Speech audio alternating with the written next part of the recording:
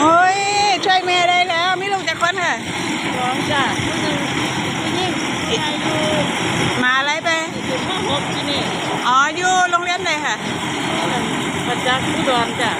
เอาคือไปอยู่หอดอุดร เจ้าของอยู่อุดร อ๋อเจ้าเป็นคนอุดรเลย คนขอนแก่นญาติเป็นคนขอนแก่น อ๋อแฟนขอนแก่นจะเป็นคนอุดรพวกเจ้าเฮ็ดโดนแล้วสิ ก็แล้วจ้ะ อ๋อมีอาชีพเฮ็ดเตาเข็มเลย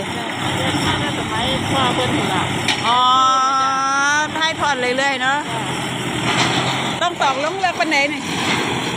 ตอกจนสุดแล้ว เสาแล้วแบบ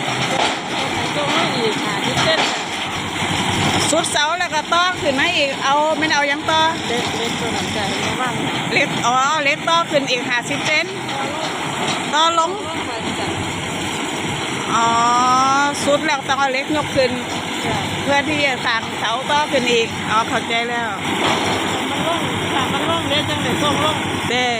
แต่ไม่ใช่ว่าจะได้ส่งแล้ว เสานี่ยาวจักเม็ด นี่จ้ะ 4 เมตรอ๋อเสา4 เมตรเสาธรรมดานี่เนาะ จ้ะ อืม